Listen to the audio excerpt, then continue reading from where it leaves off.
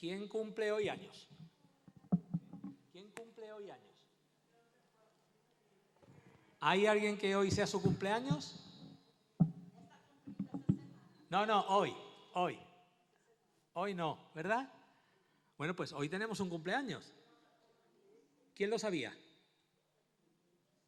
Hoy es el cumpleaños de Pentecostés. Y se os había olvidado. ¿Y qué regalo habéis traído? Mira, yo tengo una tarta.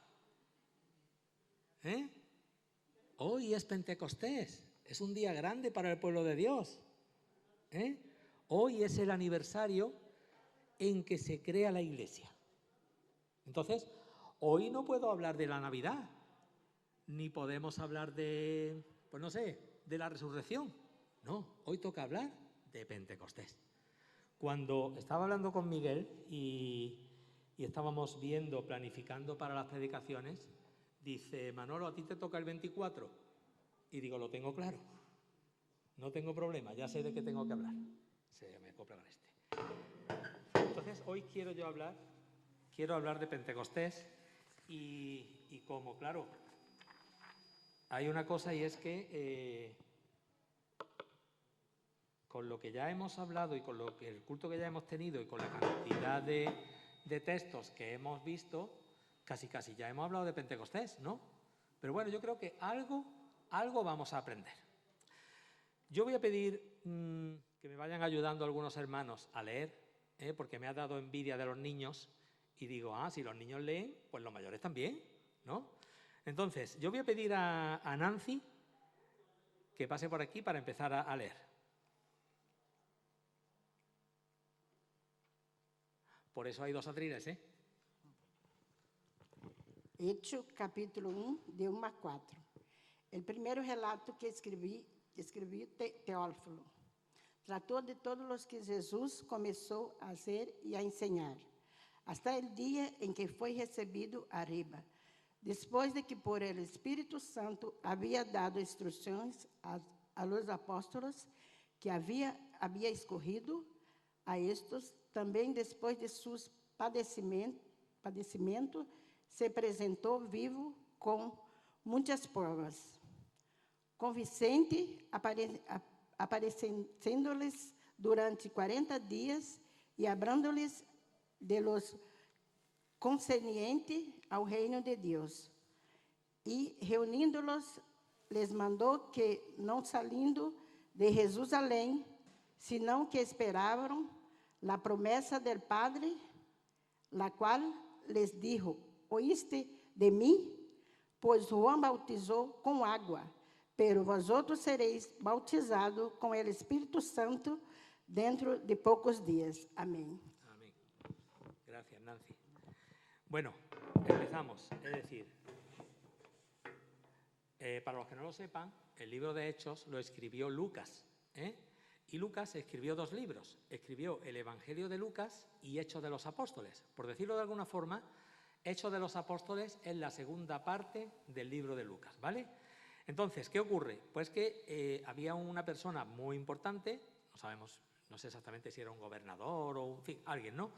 Entonces, en algunas versiones dice en el primer tratado, oh excelentísimo Teófilo. Es decir, que alguien de peso era, ¿no? No sabemos exactamente qué, pero alguien de peso, ¿no? Y entonces lo que hace Lucas es que le cuenta lo que había ocurrido con Jesucristo, Y bueno, y luego ya en Hechos lo que empieza a contar es los Hechos de los Apóstoles, que muchas personas dicen que no se debería de llamar Hechos de los Apóstoles, sino los Hechos del Espíritu Santo, porque realmente el protagonista es el Espíritu Santo, ¿vale? Entonces, ¿qué ocurre? Más adelante, Pablo, en la primera carta a los Corintios, él les escribe a ese pueblo, a la región de Corinto, a la ciudad de Corinto. Y entonces, él lo que hace es que, obviamente, él no había tratado a Jesucristo en persona, no lo había tenido cercanamente, a ver si me explico, de tú a tú, ¿no? Pero claro, él en todos los casos lo que hace es que quiere recordar lo que otra gente le ha contado, quiere decir lo que a otros le han dicho. Entonces, en 1 Corintios 15 dice, Ahora os hago saber, hermanos, el evangelio que os prediqué, el cual también recibisteis y en el cual también estáis firmes, por el cual también sois salvos si retenéis la palabra que os prediqué, a no ser que hayáis creído en vano. Porque yo os entregué en primer lugar lo mismo que recibí, que Cristo murió por nuestros pecados conforme a las Escrituras, que fue sepultado y que resucitó al tercer día conforme a las Escrituras, que se apareció a Cefas y después a los 12. Luego se apareció a más de 500 hermanos a la vez, la mayoría de los cuales viven aún, pero algunos ya duermen. Después se apareció a Jacobo, luego a todos los apóstoles, y al último de todos, como a un nacido fuera de tiempo o un abortivo, como dicen algunas versiones, se me apareció también a mí. Pablo está contando resumidamente qué es lo que ha ocurrido. Que Jesucristo vino, ¿qué tal? Entonces, él dice las siguientes partes importantes. Primero, Cristo murió por nuestros pecados conforme a las Escrituras. Segundo, fue sepultado. Tercero, resucitó al tercer día conforme a las Escrituras. Cuarto, que apareció a Cefas y después a los 12. Se le olvidó decir que primero se le apareció a María Magdalena, que fue a la primera persona a la que se le apareció, a una mujer. Luego se apareció, ojo, a más de 500 hermanos a la vez. Eso tuvo que ser, vamos, un espectáculo. Imaginaros, 500 personas y que Jesucristo se desaparece a todos. ¡Buah! Dice, la mayoría de ellos viven aún, pero algunos ya duermen. Después se apareció a Jacobo, al hermano de Jesucristo, que no creía en él, que sus hermanos no creían en él. Y gracias a las apariciones que tuvieron, creyeron en él. Y después se apareció a Pablo en el camino de Damasco. La realidad es que Jesucristo, después de que resucita, durante 40 días se está apareciendo a la gente. Se aparece a los apóstoles, a María Magdalena, a 500 personas a la vez, a Jacobo, a Pedro, en fin, a un montón de personas, ¿vale o no? Pero llegamos a la parte en la que Jesucristo dice, oye, que me voy. Y entonces, hay un texto que tiene que leer alguien. Espera, ¿me ayudas? Es que así leen ellos y no os cansáis tanto de escucharme a mí. Le damos un poquito de más, ¿verdad, Ispe? ¿Sí o no? Sí. Vale, buenos días a todos. Hechos capítulo 1, versos 6 a 11. Entonces, los que estaban reunidos le preguntaban, diciendo, Señor, ¿restaurarás en este tiempo el reino a Israel? Y él les dijo, no, os corresponde a vosotros saber los tiempos ni las épocas que el Padre ha fijado con su propia autoridad. 8. Pero recibiréis poder cuando el Espíritu Santo venga sobre vosotros y me seréis testigos en Jerusalén, en toda Judea y Samaria y hasta los confines de la tierra. 9. Después de haber dicho estas cosas, fue elevado mientras ellos miraban, y una nube le recibió y le ocultó de sus ojos. 10. Y estando mirando fijamente al cielo, mientras él ascendía, aconteció y se presentaron juntos a ellos 2 varones en vestiduras blancas. 11. ¿Qué les dijeron? Varones galileos, ¿por qué estáis mirando al cielo? Este mismo Jesús, que ha sido tomado de vosotros al cielo, vendrá de la misma manera, tal como le habéis visto ir al cielo. Amén. Gracias, Ispe. Bueno, entonces ahora llega la despedida. Hay 2 versículos anteriores, que no sé si se los di a alguien o no para leer, pero bueno, os digo.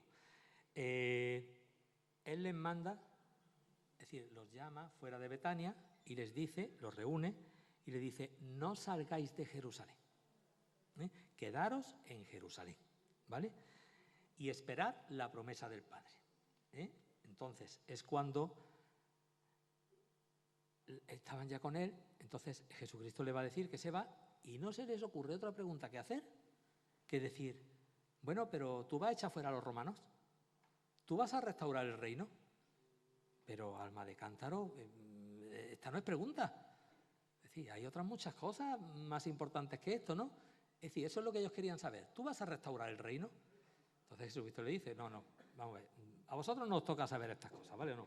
Pero si os digo que os quedéis porque vais a recibir poder. No salgáis de Jerusalén, quedaros allí que vais a esperar. Y entonces ellos se quedan, yo me imagino la escena. A ver, imaginaros vosotros la escena.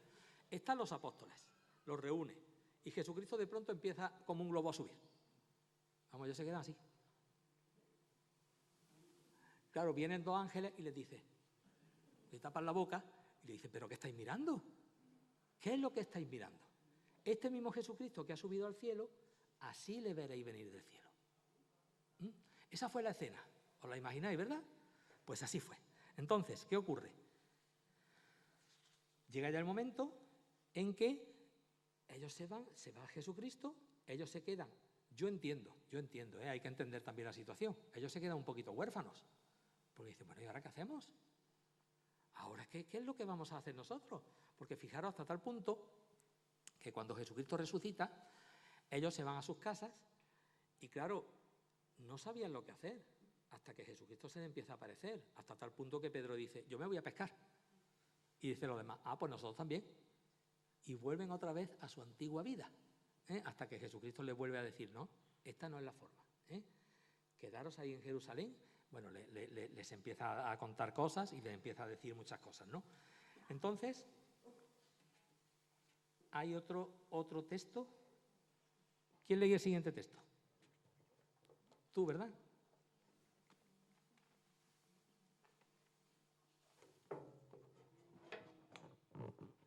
Entonces regresaron a Jerusalén desde el monte llamado de los Olivos, que está cerca de Jerusalén, camino de un día de reposo. Cuando hubieron entrado en la ciudad, subieron al aposento alto donde estaban hospedados Pedro, Juan, Jacobo y Andrés, Felipe y Tomás, Bartolomé y Mateo, Jacobo, hijo de Alfeo, Simón el celote y Judas, el hijo de Jacob. Todos estos estaban unánimes, entregados de continuo a la oración, junto con las mujeres y con María, la madre de Jesús, y con los hermanos de él. Es decir, entonces ellos lo que hacen es que regresan a Jerusalén y entonces pues lo que hacen es que están orando. Fijaros, hay un detalle y es que la gente piensa, a ver, nosotros como leemos la Biblia de corrido, pensamos que todo ocurre en el mismo momento, pero claro, no es así. Ellos se van a la casa en la que dice que estaban viviendo Pedro, Juan, Jacobo, etcétera, ¿no? Y bueno, y allí estaban unánimes juntos y entregados a la oración. Pero, es decir, después ocurre un hecho y es que tienen como una especie de asamblea o de reunión o de algo así, no sé cómo llamarlo, en la que eligen al sucesor de Judas. Ya sabéis que Judas muere y entonces ellos dicen, pues vamos a elegir al sucesor de Judas. Entonces, ellos eligen al sucesor de Judas. No es un hecho que nos interese mucho, pero bueno, para que sepáis de qué va el tema, ¿no? Entonces, cuando ellos vuelven, siguen las instrucciones al pie de la letra. Pero claro, Jesucristo les dice, esperad la promesa porque vais a recibir el Espíritu Santo. Pero yo, rebuscando un poco en la Biblia y todo eso, yo encuentro una cosa curiosa. Y es que resulta que los apóstoles ya habían recibido el Espíritu Santo. Entonces, algo falla. Es decir, hay un texto en Juan capítulo 20, versículos 19 y 22, entre los tantos días que Jesucristo se le va apareciendo a los apóstoles, hay uno y dice, entonces al atardecer de aquel día, el primero de la semana, era un domingo, y estando cerradas las puertas del lugar donde los discípulos se encontraban por miedo a los judíos, Jesús vino y se puso en medio de ellos y les dijo, paz a vosotros. Y diciendo esto les mostró las manos y el costado. Entonces los discípulos se regocijaron al ver al Señor. Jesús entonces les dijo otra vez, paz a vosotros, como el Padre me ha enviado, así también yo os envío. Y después de decir esto, sopló sobre ellos y les dijo, recibid el Espíritu Santo. Es decir,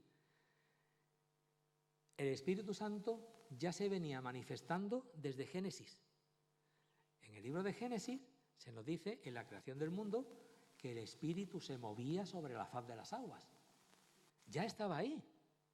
Es decir, no era algo que ocurrió en Pentecostés, no era algo que ocurrió ese día, no, ya estaba desde el principio del mundo.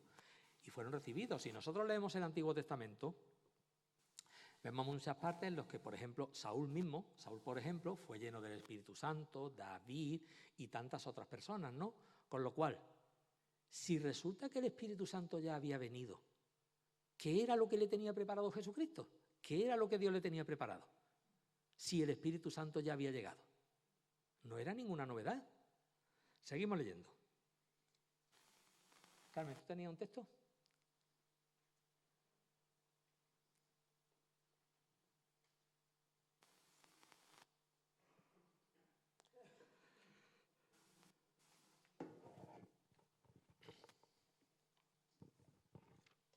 Hechos 2, del 1 al 13, la venida del Espíritu Santo. Cuando llegó el día de Pentecostés, estaban todos unánimes, juntos, en un mismo lugar. De repente vino del cielo un ruido como de una ráfaga de viento impetuoso que llenó toda la casa donde estaban sentados, y se les aparecieron lenguas como de fuego, que repartiéndose se posaron sobre cada uno de ellos. Todos fueron llenos del Espíritu Santo y comenzaron a hablar en otras lenguas, según el Espíritu les daba habilidad para expresarse. Y había judíos que moraban en Jerusalén, hombres piadosos procedentes de todas las naciones bajo el cielo. Y al ocurrir este estruendo, la multitud se juntó y estaban desconcertados porque cada uno los oía hablar en su propia lengua. Y estaban asombrados y se maravillaban diciendo: mirad, ¿no son galileos todos estos que están hablando? ¿Cómo es que cada uno de nosotros lo oímos hablar en nuestra lengua, en la que hemos nacido?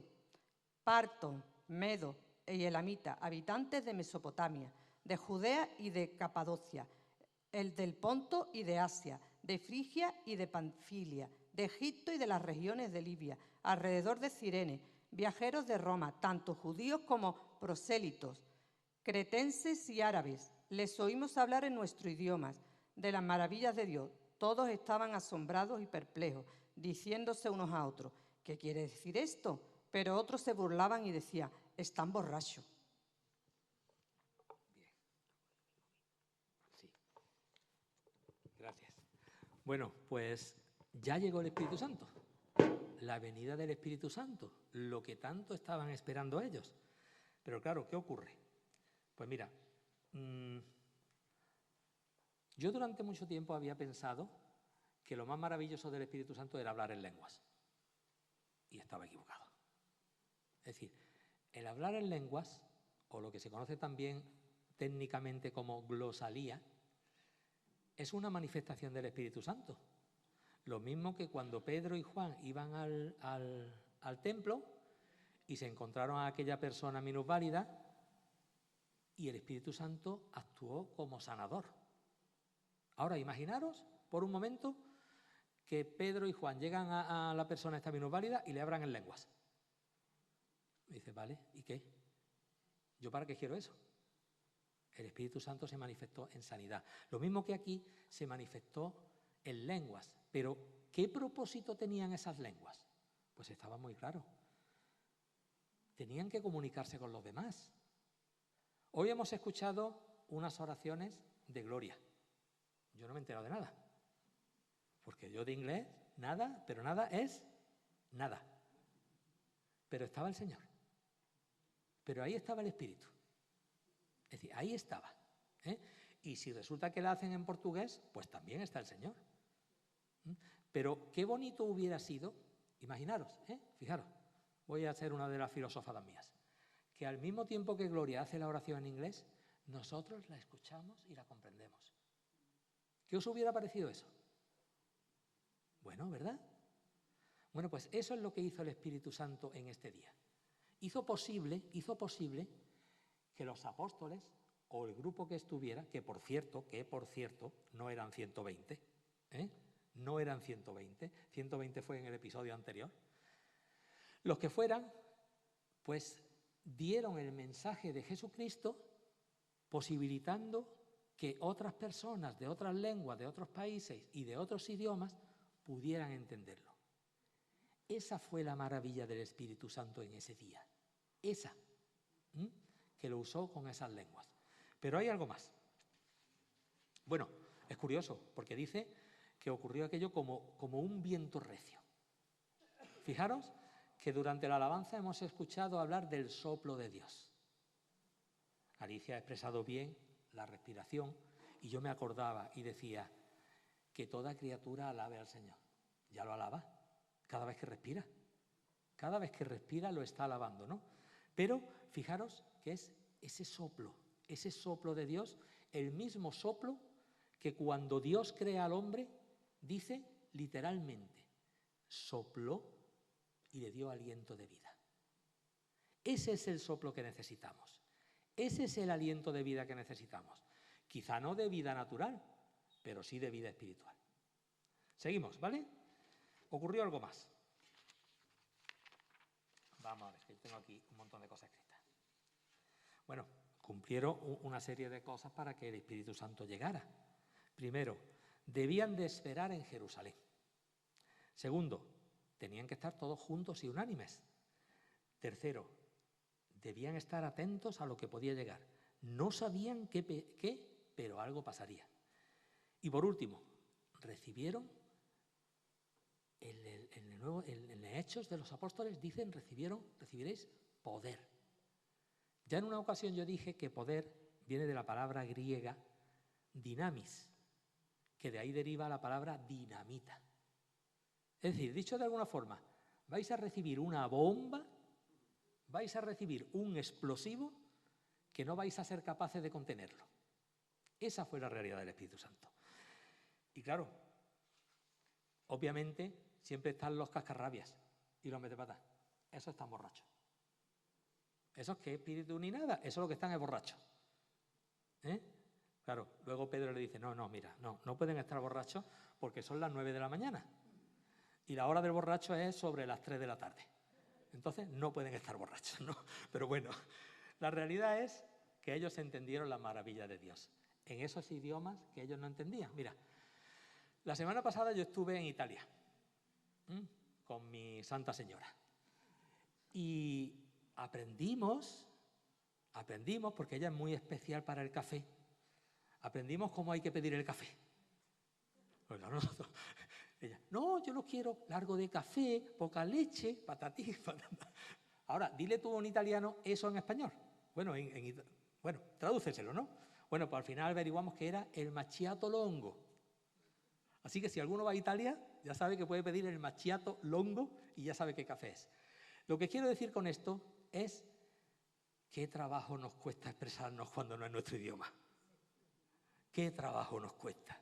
Yo doy gracias a los hermanos extranjeros que vienen y les doy gracias por el esfuerzo tan grande que hacen por entendernos. De verdad, os doy las gracias. Es toda una hazaña. Pero bueno, seguimos, ¿vale? Ese fue uno de los propósitos. El propósito fue que todos escucharon de la maravilla de Dios. Y se produce el cambio, ese poder. ¿Dónde está ese poder?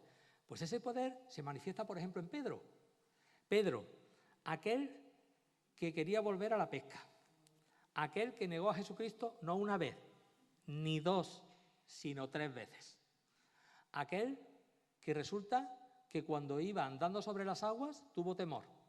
Bueno, podemos criticar todo lo que queramos, pero la realidad es que le llegó ese poder del Espíritu Santo.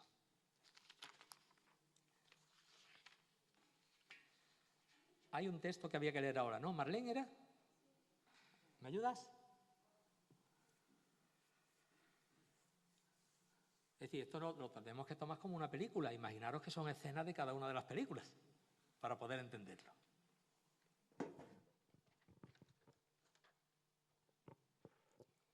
Hechos 2, 14 al 16.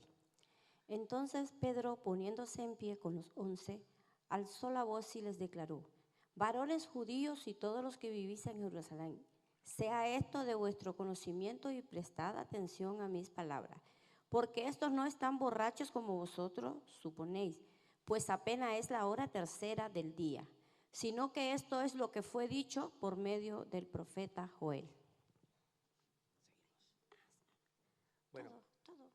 frase del profeta Joel es la que las chiquillas han leído, en donde dice que se derramará de su espíritu. Leemos aquí. Vale.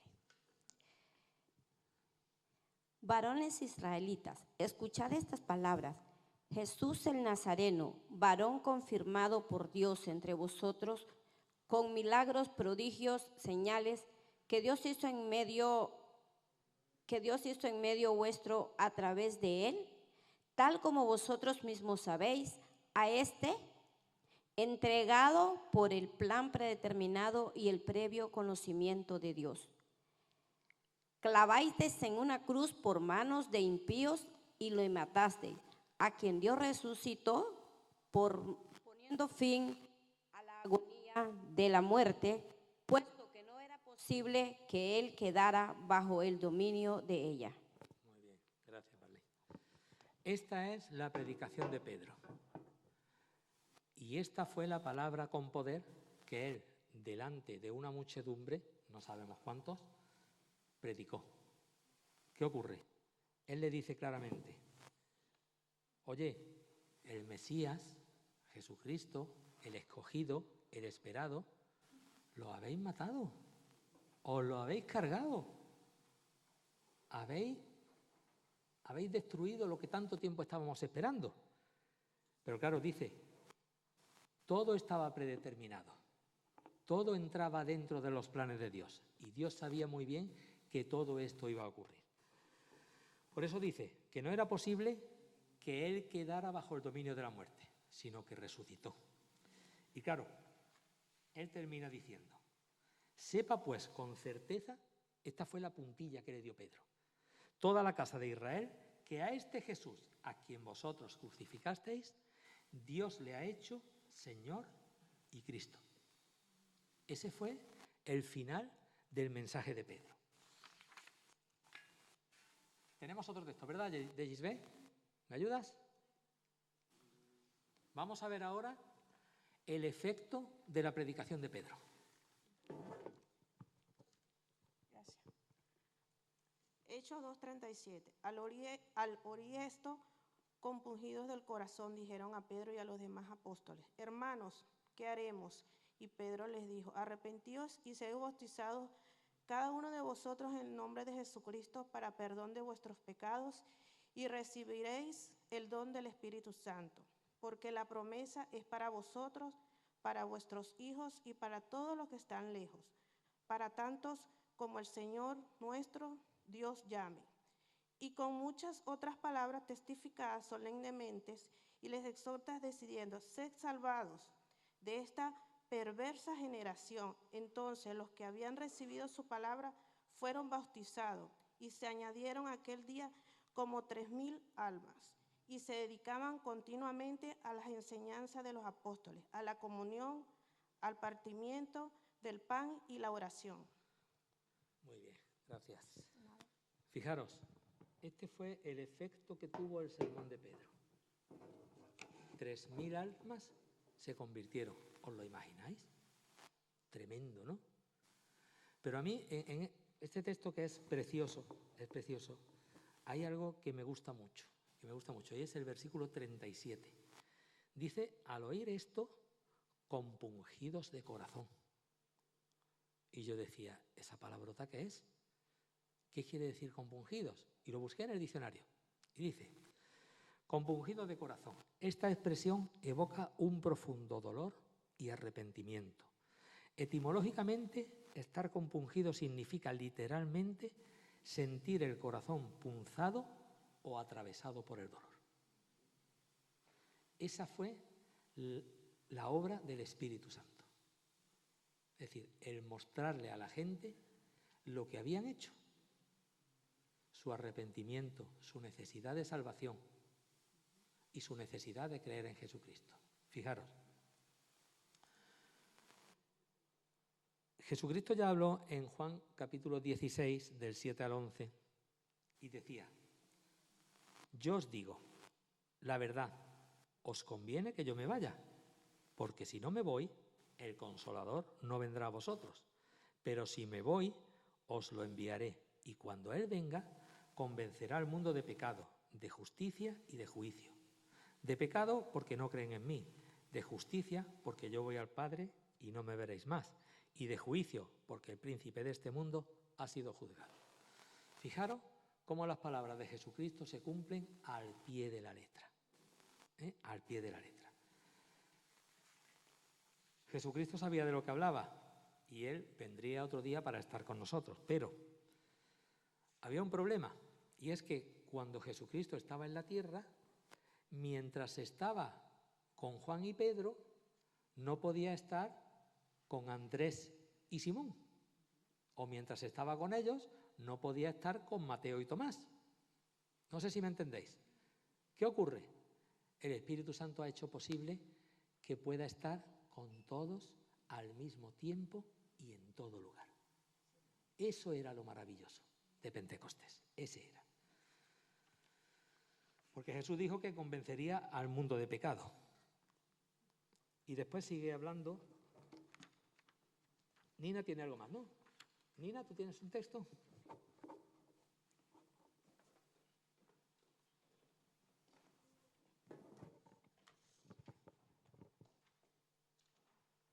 Esse aqui vou vender mis hijos. Vou vender mis hijos. Sí. Buenos días, hermano. Hecho, capítulo 2, versículo 42 a 47. Comunión de los creyentes. 42. Y se dedicaban continuamente a las enseñanzas de los apóstoles, a la comunión, al partimiento del pan y a la oración. 43. Sobrevino temor a todas personas y muchos prodigios y enseñanzas eran hechas por los apóstoles. Todos los que habían creído estaban juntos y tenían todas las cosas en común. Vendían todas sus propiedades y sus bienes y los compartían con todos, según la necesidad de cada uno.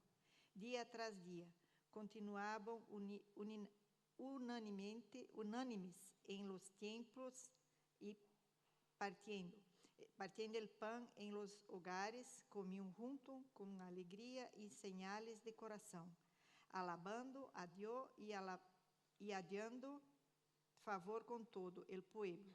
Y el Señor añadía cada día el número de ellos, los que iban siendo salvos. Amén. Amén. Gracias. Fijaros, en Pentecostés nace la Iglesia. Por eso hoy también es el cumpleaños de la Iglesia, porque nace la Iglesia. ¿Y qué ocurre? Pues ya algo cambió. Es decir, desde antes a después de Pentecostés algo cambió. Estaban juntos, unánimes, tenían las cosas en común, oraban juntos, estaban haciendo todo eso. Y además hay algo muy importante. Dice, alabando a Dios y hallando favor con todo el pueblo. Eso es muy importante. Porque además dice que el Señor añadía cada día los que habían de ser salvos. A veces nos partimos la cabeza y decimos, ¿cómo podemos hacer obra evangelista? Vamos a hacer una campaña, vamos a proyectar cine, vamos a hacer programas en la radio, vamos a hacer tal. El Señor, si nosotros hacemos las cosas como tenemos que hacer, va añadiendo cada día los que deben de ser salvos. Pero no es solo obra del Espíritu Santo, es obra nuestra. Favor del pueblo y el Señor añadía los que habían de ser salvos. Tenemos mucho trabajo, ¿eh? Seguimos.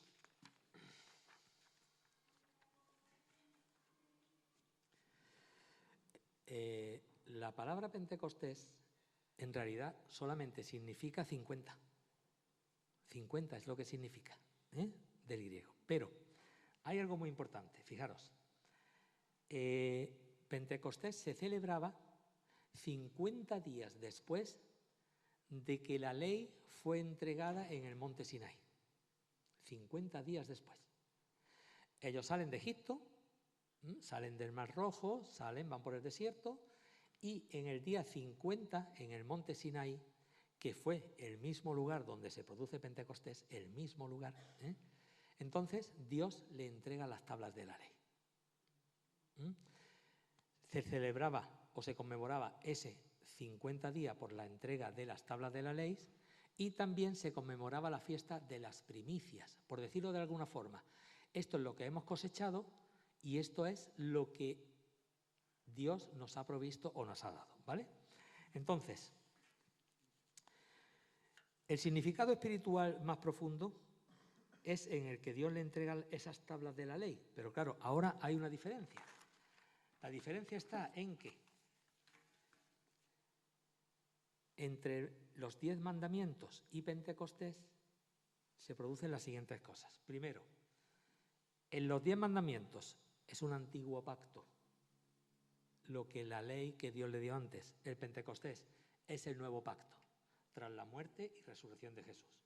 Lugar, un monte desértico y aislado.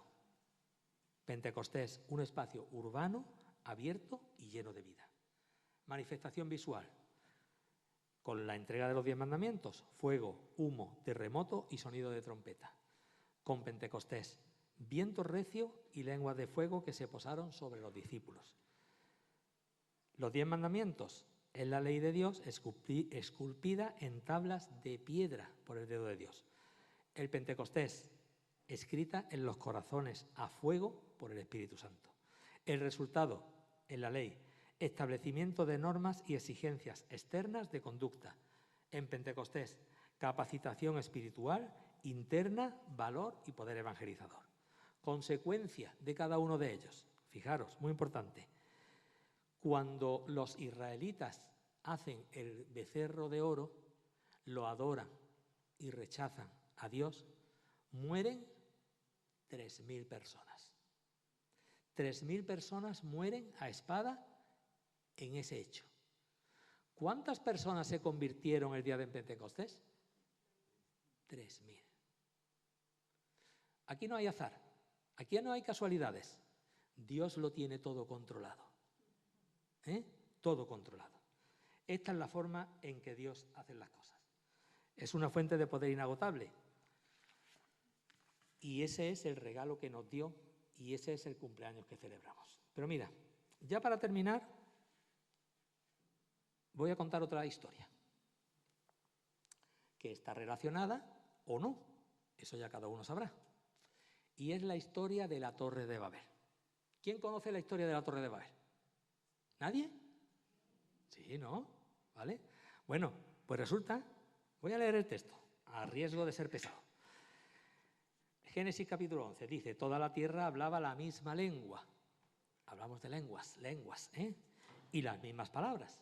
Y aconteció que según iban hacia el oriente, hallaron una llanura en la tierra de Sinar, y se establecieron allí, y se dijeron unos a otros, vamos, fabriquemos ladrillos y cozámoslos bien.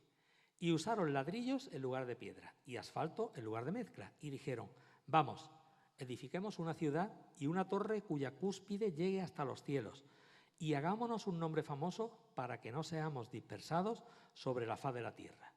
Y el Señor descendió para ver la ciudad y la torre que habían edificado los hijos de los hombres.